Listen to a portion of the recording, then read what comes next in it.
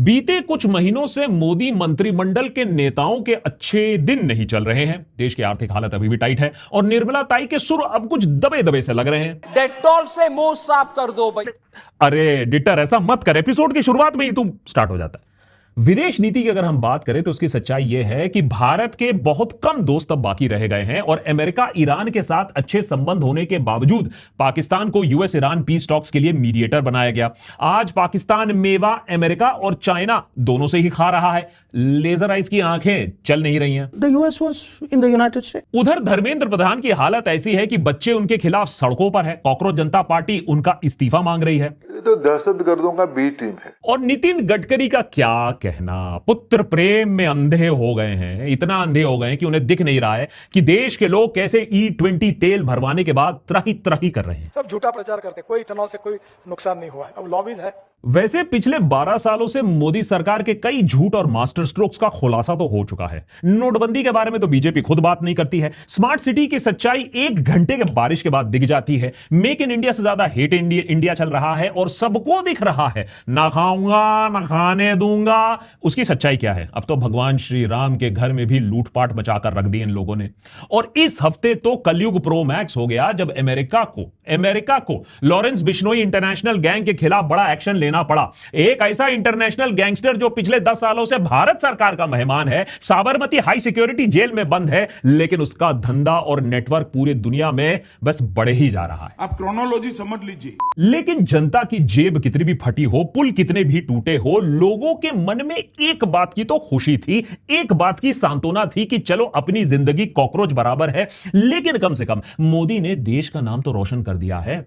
आम राय तो यही है कि 2014 के पहले दुनिया के मैप में भारत की जगह एक ब्लैक होल हुआ करता था और विदेश में लोग यह मानते थे कि यहां लोग केले के पत्ते पहनकर हुंबा हुंबा रुंबा रुंबा करते थे।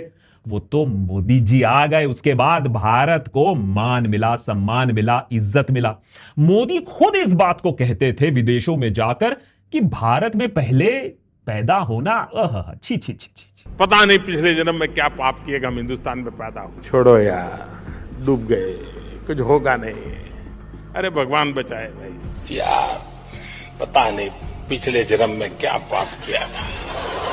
ये कोई देश है, ये कोई लोग है। लेकिन फिर 2014 के बाद हुआ चमत्कार। मोदी जी आए और मोदी जी ने ऐसा विकास का बुलडोजर चलाया कि पूरी दुनिया मोदी और भारत की वाहवाही करने में लग गई।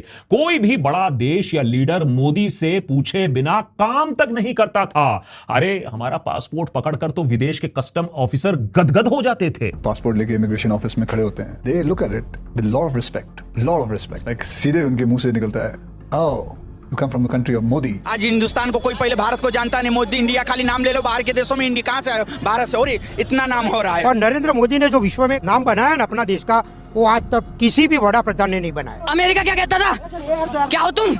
आज हम कहते तू क्या है बे? इस बेहतरीन नैरेटिव को 10 सालों से पाल पोस कर बड़ा किया। एक ऐसा नैरेटिव जिसे कंफर्म ना डिनाई किया जा सकता है, क्योंकि ये रिस्पेक्ट तो फैक्ट्स पर नहीं इमोशंस पर आधारित थी। अब जो भारत से बाहर जाते रहते थे, जो वीजा अप्लाई करते थे, उन्हें सच्चाई का पता था। लेकिन याद रखिए, वो हमारे जनसंख्या की 2% भी नहीं है जो जिंदगी भर में कभी भी देश से बाहर गए थे।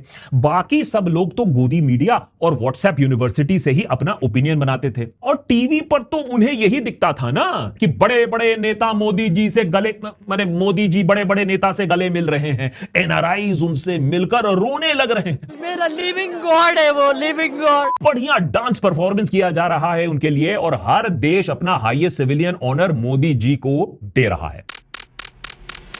अब स्वाभाविक है कि सालों से यह सब देखकर आम इंसान सोच रहा है कि हम तो विश्वगुरु बन चुके हैं, दुनिया भर में हमारा डंका बज रहा है, ग्लोबल साउथ के हम लीडर हो चुके हैं और भारत को उसकी खोई गरिमा मोदी जी ने वापस दिलवा दी है। सब चंगा सी। अगर सच में ऐसा होता, सब चंगा होता, तो बहुत अच्छी बात होती, खुशी की बात होती। लेकिन पिछले कुछ हफ्तों में कुछ ऐसी चीजें हुई हैं जिससे यह पूरा विश्वगुरु का, ग्लोबल रिस्पेक्ट का, इंडिया प्रोजेक्टिंग पावर का यह जो झूठ है, जुमला है, बुरी तरीके से एक्सपोज हो गया है।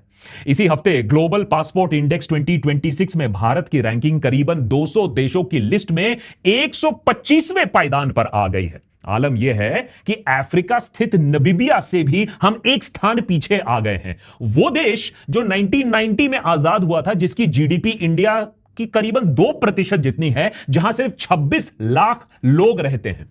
इस देश का पासपोर्ट इंडिया के पासपोर्ट से ज्यादा पावरफुल है, ज्यादा मान्यता मिलती है इस पासपोर्ट को। कोई सेंस है इस बात की? सेंस उन्हें लगेगा जिन्होंने आज तक कभी भी अमेरिका या यूरोप के शेंगेन वीजा के लिए एप्लीकेशन दर्ज की हो। उन्हें पता होगा कि भारत के पासपोर्ट की कितनी इज्जत बाहर की जाती है। दुनिया भर के डॉक्यूमेंट्स और वापस आने के प्रूफ दिखाने पड़ते हैं, तब जाकर शायद आपको वीजा का अपॉइंटमेंट मिल जाए। वीजा मिलेगा उसके बाद या नहीं, इसकी भी कोई गारंटी नहीं होती है। टूरिस्ट वीजा हो या स्टूडेंट वीजा हो या वर्क वीजा हो, इंडियन एप्लीकेशंस का रिजेक्शन रेट दुनिया भर में सबसे ज्यादा हो चुका है। सिर्फ रिजेक्टेड शेंगेन वीजा के वजह से एक साल में 135 करोड़ का नुकसान झेलना पड़ा है आम नागरिकों को।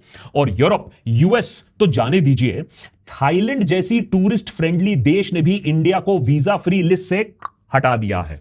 हमारी छवि इंटरनेशनल टूरिस्ट की वजह से कितनी खराब हो चुकी है, कितनी बिगड़ रही है, उसके बारे में हमने आपको डिटेल एपिसोड बनाकर पहले ही बता दिया है, तो यहां सिटीजंस की भी गलती है। लेकिन पासपोर्ट रैंकिंग नीचे कैसे जा सकता है, देश की छवि नीचे कैसे जा सकती है, जब पूरी दुनिया मोदी जी को अवार्ड देने में जुटी हुई है। अब तक 33 इंटरनेशनल अवार्ड मिल चुके हैं। दिखा दो कोई और प्रधानमंत्री जिनको इतने सारे अवार्ड्स मिले हैं। इनमें से तो कुछ ऐसे अवार्ड्स हैं जो मोदी जी को देने के लिए बनाए गए हैं, ना पहले किसी को मिला, ना उसके बाद किसी को मिला। ऑस्ट्रेलिया में देखो, स्टेडियम भरकर लोगों ने उनका स्वागत किया, लेकिन देखिए उसी देश में इंडियंस को निकालने के लिए नारेबाजी भी चल रही है। दुख की बात है कि ऑस्ट्रेलिया ही नहीं, अलग अलग देशों में हमारे सिटीजन्स को आने से अब रोका जा रहा है। अंतर्राष्ट्रीय स्तर पर हमारी छवि और ऐंठ कम हो रही है। क्या यह अवार्ड सिर्फ मोदी को मिल रहे हैं? यह शोषा क्या सिर्फ स्टेज्ड मैनेज्ड किया जा रहा है, वो भी टैक्स पेयर के खर्चे पर? देश का इससे क्या भला हो रहा है? देश को क्या मिल रहा है? देशवासियों को क्या मिल रहा है? क्या करना होगा भारत को अगर हमारी छवि सच्ची में नीचे जा रही है? उसे सुधारने के लिए हमें क्या करना होगा और अपनी ऐंठ बढ़ाने के लिए हमें क्या काम करना चाहिए? आइए डिटेल में समझते हैं आज के एपिसोड में। सबसे पहले तो यह समझना होगा कि यह जो नंबर आया है पासपोर्ट इंडेक्स का 125th रैंक, ये आया कहां से और इसके मायने क्या है? क्या ये जॉर्ज सोरोस की कोई साजिश तो नहीं है? ग्लोबल सिटीजन सॉल्यूशन नामक संस्थान ने अभी अभी इस साल की global passport index ranking release की। इसमें भारत का स्थान एक नंबर फिर से नीचे खिसककर 125th पायदान पर आ चुका है। यह इंडेक्स सिर्फ वीजा फ्री ट्रैवल नहीं आंकता है, यह 3 चीजें देखता है, 3 मापदंड है। एनहांस्ड मोबिलिटी माने वीजा पावर, इन्वेस्टमेंट पोटेंशियल और क्वालिटी ऑफ लिविंग, मतलब ये पासपोर्ट का ओवरऑल पावर मेजर करता है कि दुनिया की नजरों में आपका देश कहां है, आप कहां हो। सिर्फ एयरपोर्ट पर नहीं, सिर्फ जीडीपी के आंकड़े नहीं। इसीलिए इंटरेस्टिंगली चाइना भी इस इंडेक्स में 104th पोजीशन पर आया है। काफी नीचे है चाइना के लिए, लेकिन भारत तो उससे और भी कहीं नीचे है। और जो देश भारत के ऊपर है वो हैरान कर देने वाली बात है। फिलीपींस हो, मोरक्को हो, उज्बेकिस्तान हो, और जैसे मैंने बताया अफ्रीका में स्थित नमीबिया हो। मतलब दुनिया की नजर में इन देशों की छवि भारत से बेहतर है। और ग्लोबल पासपोर्ट इंडेक्स इकलौता ऐसा रैंकिंग नहीं है जिसे हम फ्रिंज या सोरोस फंडेड कह के दरकिनार कर दे। इससे पहले हिंडली पासपोर्ट इंडेक्स में भी इंडिया की रैंकिंग गिरते गिरते 80th पायदान पर आ गई थी। अब 2014 में हम इसी इंडेक्स में 76th पोजीशन पर थे। याद रखिए 2014, जब हम एक ब्लैक होल हुआ करते थे, लोग केले के पत्ते पहनकर हुंबा हुंबा रुंबा रुंबा किया करते थे। अब देखो इस इंडेक्स में भी आज के डेट में भारत मालदीव्स जैसे छोटे आइलैंड नेशन से भी पीछे दिखता है। मतलब कि सारे नैरेटिव को अगर आप एक तरफ कर दो तो हार्ड डेटा हमें यही दिखाता है कि भारत की छवि मोदी सरकार के राज्य में पहले से भी 2014 से पहले से भी खराब हुई है। और यह तब जब मोदी इतने देशों में गए, वहां हग दिए, इतने स्पीच दिए, फिर भी यह नतीजा। आज भारत के लोगों के लिए वीजा फ्री देश बस 26 रह गए हैं। और उन 26 में भूटान और नेपाल जैसे पड़ोसी देश हैं, या फिर जमैका, टूनिशिया जैसे छोटे छोटे देश हैं। सोच के देखिए, इंडिया दुनिया की, हम कहते हैं soon to be 3rd largest economy होने वाली है, दुनिया की सबसे बड़ी डेमोक्रेसी है, G20 जैसे ग्रुप्स में कई बार लीडरशिप पोजीशन हमारी है, लेकिन फिर भी बारबेडोस और पैलेस्टाइन जैसे देश हमारे लोगों के लिए वीजा फ्री ट्रैवल अलाउ करते हैं, हमारा स्वागत करते हैं। बाकी सब हमें शक की निगाहों से देखने लगे हैं। ऐसा क्यों हो रहा है? इसकी क्या वजह है कि मोदी का मैथ्स गलत पड़ रहा है? कितनी मैथ्स करने की कोशिश की मोदी जी ने? कनाडा में A+B होल स्क्वायर कर दिया, A² + 2AB + B²।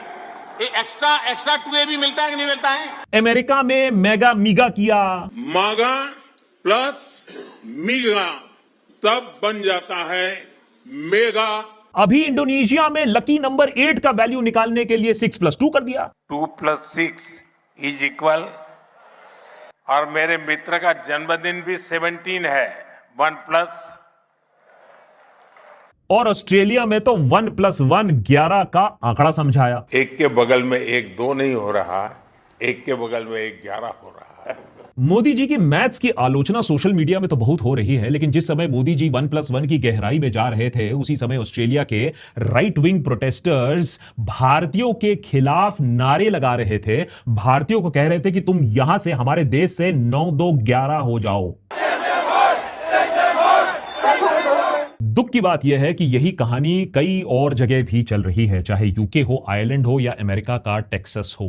यही कहानी बहुत देशों में अब रिपीट होने लगी है। सोचो, आलम यह है कि थाईलैंड जैसा देश भी, जहां हर महीने हजारों की संख्या में इंडियन टूरिस्ट पहुंचा करते थे, उसने भी इंडियंस की वीजा फ्री एंट्री पर रोक लगा दी है, बल्कि और ह्यूमिलिएटिंग कंडीशंस भी इंपोज कर दिए हैं।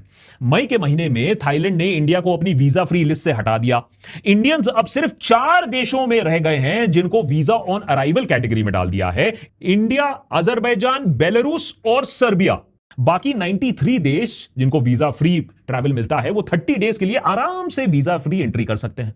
अब इंडियन ट्रैवलर्स को थाईलैंड जाने के लिए कंफर्म्ड रिटर्न टिकट्स दिखाने होंगे, बैंक स्टेटमेंट दिखाने होंगे जिसमें कम से कम 25,000 रुपए चाहिए, सोलो ट्रैवलर्स के लिए 50,000 रुपए दिखाने होंगे, फैमिली ट्रैवल के लिए इसके अलावा प्रूफ ऑफ अकोमोडेशन चाहिए, 2,000 थाई बात या 5,000 रुपए तक की वीजा फी भी देनी पड़ेगी एयरपोर्ट पर। अभी तक भारत के पासपोर्ट होल्डर्स थाईलैंड में वीजा फ्री एंट्री कर पा रहे थे, मस्त छुट्टियां मनाकर वापस आ सकते थे, लेकिन अब थाईलैंड जाने से पहले भी उनको प्लानिंग करनी होगी, कागज दिखाने होंगे। उधर फ्रांस, जर्मनी, इटली, स्पेन जैसे यूरोपियन कंट्रीज में जाना पहले ही भारतीयों के लिए मुश्किल था। हाल के सालों में शेंगेन वीजा के लिए तो अपॉइंटमेंट मिलना भी मुश्किल हो चुका है। 2-3 महीने पहले अप्लाई करो, बैंक स्टेटमेंट्स निकालो, ITR दिखाओ, प्रॉपर्टी के पेपर्स दिखाओ, कल DNA सैंपल भी मांग लेंगे। But anyway, seriously, travel insurance आपको चाहिए, होटल बुकिंग चाहिए, फ्लाइट टिकट्स आपको चाहिए, सारी नॉन रिफंडेबल चीजें होती हैं, फिर भी रिजेक्शन हो सकता है बिना किसी रीजन के। सोशल मीडिया पर हजारों आपको इंडियंस मिल जाएंगे जो जेन्युइनली भगवान को शुक्रिया देते हैं कि भैया उनको शेंगेन वीजा उनका अप्रूव हो गया है। वो सेलिब्रेशन वीडियोस बनाते हैं। I got it for 3 years. I got my visa approved with 1 year. 30 days का मिला है। इतनी खुशी। अजीब फकीरी चल रही है हमारे देश में। वैसे तो नेशनलिज्म के नाम पर, विश्व गुरु के नाम पर सरकार को हम सैल्यूट करते हैं, लेकिन फिर भी वीजा की भीख मांगने से हम शर्माते नहीं हैं। पहली अपॉर्चुनिटी मिलती है तो बाहर कट भी लेते हैं। इतना कि मोदी जी ने खुद कहा कि भैया थोड़ा विदेश यात्रा कम कर दीजिए मित्रों। फिर भी बाहर जाने की होड़ इतनी है, लेकिन हमें भाव कोई नहीं देता है। यूएस टूरिस्ट वीजा लगना तो अब इंपॉसिबल हो चुका है। 1 साल का वेटिंग टाइम हो चुका है कई जगहों पर। H1B वीजा और ग्रीन कार्ड की बात ना ही करे तो बेहतर होगा। इनके बारे में एपिसोड्स बना चुके हैं, देख लीजिएगा। और ये सब तब हो रहा है जब दुनिया भर के लीडर्स मोदी जब विजिट करते हैं तो उनके सामने उनकी तारीफ करते थकते नहीं है। Strong leader, great negotiator, tough man, पता नहीं क्या क्या बोला जाता है। ट्रंप ने तो यह भी कह दिया Modi is a beautiful man. Trump पे शक होता है कभी कभी, लेकिन जब पॉलिसी की बात आती है, जब एक्चुअल वर्क की बात आती है, ट्रेड की बात आती है, तो इंडिया पर फंदा सबसे ज्यादा तो अमेरिका का रहा है। मानो ट्रंप मोदी जी के साथ मजाक कर रहे हो, कहो कुछ करो कुछ, खामियाजा आम लोगों को भुगतना पड़ता है। वीजा तो छोड़ो, वीजा के लिए अपॉइंटमेंट तक नहीं मिलता है। इतना पावरफुल है हमारा पासपोर्ट, इतनी इज्जत करते हैं देश हमारे। तो आखिर ये सारे फॉरेन विजिट सिर्फ अवार्ड्स और तारीफें बटोरने के लिए की जाती हैं, या अपने दोस्तों के लिए कॉन्ट्रैक्ट्स बटोरने के लिए? भारत के लोगों के लिए, भारत देश के लिए, हमारी गरिमा बढ़ाने के लिए ऐसा क्या किया जा रहा है, यह हमें बताया नहीं जाता। बात अगर अवार्ड्स की भूख होती, वीजा ना मिलने की होती, तब भी समझ में आता, लेकिन बात इससे आगे बढ़ चुकी है। हमारे देश को अपमानित करने की बात हो रही है, हमें हल्के में लेने की बात हो रही है। अभी हाल ही में US president Donald Trump France में मोदी के सामने बैठकर क्या कहते हैं? But if they were attacked we would be there to help. He's a very tough negotiator. सबसे पहले अपमान की बात यह है कि हम कोई छुड़वैये देश तो है नहीं जो अमेरिका की छत्र छाया में जीवित रहती है, नहीं तो मर जाएगी। दूसरी बात है कि बड़ी बड़ी बातें तो मोदी के लिए की जाती हैं, लेकिन भारत के साथ सलूक क्या किया जाता है? महीनों तक इंडियन गुड्स पर 50% का टैरिफ मार दिया जाता है। रशिया से तेल खरीदे ना खरीदे अमेरिका डिसाइड करता है। ईरान के चाबार पोर्ट में रहे ना रहे अमेरिका डिसाइड करता है। उधर यूएस में इंडियन स्टूडेंट्स का F1 वीजा में रिजेक्शन रेट बढ़ता ही जा रहा है। 2025 में रिजेक्शन रेट 61% तक पहुंच गया, यानी हर 10 में से 6 स्टूडेंट वीजा एप्लीकेशन रिजेक्ट हो रहे हैं आज के डेट में। यह नंबर बीते 10 सालों में सबसे ज्यादा है। 2015 में रिजेक्शन रेट सिर्फ 23% था। हमारे व्हाट्सएप अंकल ये बात कहते कहते थकते नहीं कि गूगल, माइक्रोसॉफ्ट, आईबीएम के सीईओ सब इंडियन बॉर्न हैं, लेकिन फिर वही अमेरिका आज नहीं चाहता है कि इंडियन स्टूडेंट्स वहां आए। यूरोपियन स्टूडेंट्स के लिए F1 रिजेक्शन रेट सिर्फ 9% के आसपास है, इंडियंस के लिए 61%। वाह, कितनी इज्जत मिल रही है। कनाडा का हाल और भी बुरा है। इंडियन स्टूडेंट्स का Canadian student visa rejection rate 2025 में 74% तक चले गया। मतलब कनाडा में भी हर 10 में से 7 या 8 स्टूडेंट्स का एप्लीकेशन यहां रिजेक्ट हो रहा है। पूरी दुनिया में हाईएस्ट रिजेक्शन रेट है। इंडियन वीजा एप्लीकेशन का प्रोसेसिंग टाइम 99 डेज तक चले गया है। पाकिस्तानी स्टूडेंट्स के लिए सिर्फ 59 डेज है। वाह। ऑस्ट्रेलिया में भी इंडियन स्टूडेंट वीजा लगभग आधे हो चुके हैं। 48% का डिक्रीज वहां दिख रहा है। यह आंकड़े मैं आपको इसलिए गिना रहा हूं क्योंकि मुझे कोई खुशी नहीं आ रही है। मैं ये चाहता हूं कि आप ये रियलाइज करो कि हमारी ये जो पासपोर्ट इंडेक्स नीचे गई है वो उसके पीछे कोई वजह है। There are multiple factors. क्योंकि आप हर आंकड़ा पकड़ लो, हर एरिया दिख लो, आप देखोगे कि हम नीचे फिसल रहे हैं। और इतने ढीठ हो गए हैं हम कि हम मानने को तैयार नहीं है, क्योंकि हमारी ईगो हर्ट हो जाएगी। हमारे देश का पासपोर्ट कितना स्ट्रांग है, हमें दूसरे देशों में कितनी इज्जत मिलती है, कैसे देखा जाता है, यह सिर्फ हमारा टूरिज्म डिसाइड नहीं करेगा कि आपको और हमें टूरिस्ट वीजा मिलेगा या नहीं मिलेगा। यह लाखों बच्चों के फ्यूचर को तय करेगा। समझाता हूं कैसे। आज एक होनहार इंडियन स्टूडेंट के पास कोई गारंटी नहीं है। वो पढ़ भी लेगा अच्छे से, बहुत कॉन्फिडेंट तरीके से, तो पेपर लीक हो जाएगा। अच्छा, बहुत इंटेलिजेंट नहीं है, खूब मेहनत करने वाला लड़का है, कोचिंग सेंटर जाता है, वहां आग लग जाएगी। अच्छा चलो, सब कुछ करके, मेहनत करके पेपर अच्छा दे भी दिया, तो पेपर को इतने फ्रॉड तरीके से चेक कर दिया जाएगा कि बच्चे का मनोबल टूट जाएगा। इसीलिए जो पेरेंट्स इन सबसे अपने बच्चों को प्रोटेक्ट करने की कोशिश कर रहे हैं, उन्हें विदेश भेजना वो अफोर्ड कर सकते हैं, वो अपने आप में बहुत बड़ा प्रिविलेज है। लेकिन अब इतना कुछ करने के बाद, पैसा बचाने के बाद भी कोई गारंटी नहीं है, क्योंकि दरवाजे बंद हो जाएंगे उनके लिए। अगर हम करें तो करें क्या, बोले तो बोले क्या। आयरनी की बात यह है कि यह सब तब हो रहा है जब उसी समय मोदी जी दुनिया के सबसे ज्यादा internationally decorated Indian prime minister बन चुके हैं, जिन्हें आए दिन हर जगह अवार्ड से नवाजा जा रहा है। लेकिन यह वीआईपी ट्रीटमेंट ना देशवासियों को मिल रहा है, ना बिजनेसमैन को मिल रहा है, ना स्टूडेंट्स को मिल रहा है, ना देश की गरिमा बढ़ रही है। मोदी जी हैं खास, बाकी सब बकवास। वाह मोदी जी वाह। बीते कुछ सालों में मोदी जी को 33 से ज्यादा इंटरनेशनल अवार्ड्स मिले हैं। इनकी सच्चाई जानना भी जरूरी है। सऊदी अरेबिया का order of king Abdul Aziz, Russia का order of Saint Andrew Putin ने खुद मॉस्को में दिया, Ghana, Trinidad, Mauritius, Dominica, Guyana, Cyprus, Slovakia, Brazil, हर जगह उनको अवार्ड्स मिल चुके हैं। अच्छी बात है। इजराइल ने भी इस साल किनेसेट में उनको किनेसेट मेडल दिया। इंडोनेशिया ने भी अभी अभी उनको हाईएस्ट अपना ऑनर दिया। पहले भी कुछ महीने पहले सेशेल्स में भी उन्हें guardian of the blue horizon award दिया गया। इन अवार्ड्स की भी अपनी कहानी है, क्योंकि इनमें से कुछ अवार्ड्स एक्चुअली एग्जिस्ट ही नहीं करते थे, सिर्फ मोदी जी को देने के लिए बनाए गए, जिसमें सेशेल्स वाला guardian of the blue horizon शामिल है। मोदी जी इसके पहले और अभी तक के इकलौते रेसिपिएंट है। यह अवार्ड सेशेल्स की कैबिनेट ने मोदी जी के विजिट से 3 दिन पहले अप्रूव किया था। अवार्ड को बनाया गया, अवार्ड को दिया गया, और इस अवार्ड में भी इतनी बुरी स्पेलिंग मिस्टेक्स निकली हैं कि लगता है एआई से इसे जनरेट करवाया गया। सर्टिफिकेट में रिपब्लिक की स्पेलिंग गलत दिख रही है, यहां तक कि उन्होंने अपने देश की स्पेलिंग भी गलत लिख दी है। ओपनआई के सिंथ आईडी वेरिफिकेशन टूल से सर्टिफिकेट इमेज में एआई वाटरमार्क डिटेक्ट होता है, मतलब सर्टिफिकेट चैट जीपीटी से शायद बनाया गया था। इसके पहले इजराइल का जो किनेसेट मेडल है, यह भी मोदी जी पहले और इकलौते रेसिपिएंट हैं। यह अवार्ड तो फॉर्मली एग्जिस्ट तक नहीं करता था मोदी जी के विजिट से पहले। इसके अलावा 2019 में मोदी जी को फिलिप कोटलर प्रेसिडेंशियल अवार्ड दिया गया था फॉर आउटस्टैंडिंग नेशनल लीडरशिप। अच्छी बात है, मोदी जी इसके पहले रेसिपिएंट है, वो भी अच्छी बात है, ट्रेंड सेटर। लेकिन आज 7-8 साल के बाद भी ये इकलौते रेसिपिएंट ही रह गए हैं, उनको और कोई नहीं मिला कोटलर को यह अवार्ड देने के लिए। अब तो गार्जियन जैसे रेप्यूटेड इंटरनेशनल पब्लिकेशंस में भी इसकी चर्चा होने लगी है। द गार्जियन में लिखा है कि भाई प्राइवेटली लोग एक्नॉलेज करते हैं कि इस तरीके के अवार्ड पाना एक एक्सपेक्टेशन बन चुका है मोदी सरकार में। मोदी के बायोग्राफर निरंजन मुखोपाध्याय खुद लिखते हैं कि ये जो अवार्ड्स हैं ये प्रधानमंत्री की पर्सनैलिटी ड्रिवन पॉलिटिक्स का एक सिम्टम है। 12 साल बाद ही सही, लेकिन मोदी का ये जो आखिरी झूठ था इसका पर्दाफाश जरूर हो रहा है। विश्व गुरु का सच क्या है वो लोगों को दिख रहा है। इतना कि अमेरिका क्या कहता था अब वो लौंडा भी कह रहा है कि भाई मोदी देश के बारे में भी कुछ बात कर लो। करप्शन बढ़ता जा रहा है, दिल्ली का AQI बढ़ता जा रहा है, डॉलर की वैल्यू बढ़ती जा रही है, हमारे इंडिया का पासपोर्ट रैंक भी गिरता जा रहा है। कांग्रेचुलेशंस, फाइनली अब हम विश्व गुरु बन चुके। NEET paper leak, E20 scam, Ram Mandir चंदा चोरी से बहुत अंधभक्तों की आंखें जरूर खुली हैं और अब वो शायद मोदी के इस इंटरनेशनल फिजूल खर्ची के बारे में भी सवाल पूछेंगे। हाँ भैया डील करो, संबंध अच्छे बनाओ, लेकिन देश की छवि कैसे सुधर रही है, इन अवार्ड से देशवासियों को क्या मिल रहा है, हमें भी समझा दो। सरकार के ऑपरेशन सिंदूर के बाद लाख कोशिशें सरकार ने की, लेकिन एक भी देश भारत के साथ खड़ा नहीं हुआ। पाकिस्तान की कड़ी निंदा नाम लेकर आज तक एक देश ने नहीं किया। आज इंडियन वीजास के हाईएस्ट रिजेक्शन रेट्स हैं शेंगेन में, ऑस्ट्रेलियन स्टूडेंट वीजास में, यूएस टूरिस्ट और वर्क वीजास में। पूरी दुनिया में हम रिजेक्शन गुरु बन रहे हैं।